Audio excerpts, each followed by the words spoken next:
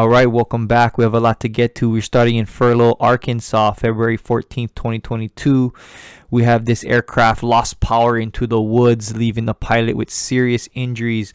This is the aircraft in all of its glory, November 7337 Delta.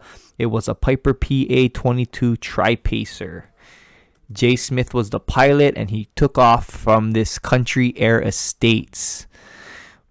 But it does look like some backwoods. I mean, look at the aircraft parked, dirt runways, definitely no ARF presence here.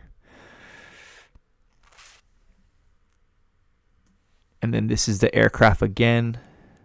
There was a fuel spill. He says he's lucky to be alive. 69 years old, Jay Smith. I hope he makes a speedy recovery. This is his wife, Gina. All right, we have a sad one here in Canada. You can see all the damage there is on this aircraft. The pilot did not make it. Firefighters had to extricate the pilot out. 57-year-old pilot. This was March 21st, 2022, yesterday.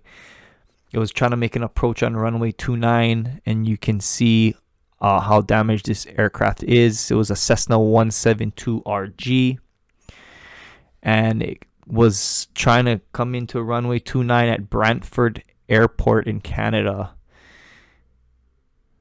And this is the airport here, Brantford Municipal. And then here's the aircraft again. There's the tail number.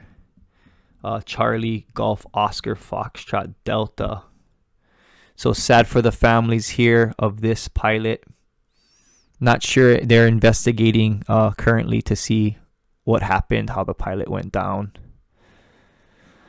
But you know, this is not ARF USA, this is ARF World. So I'm going to continue to try to find crashes from around the globe so that we can all learn and prevent these type of tragedies from happening.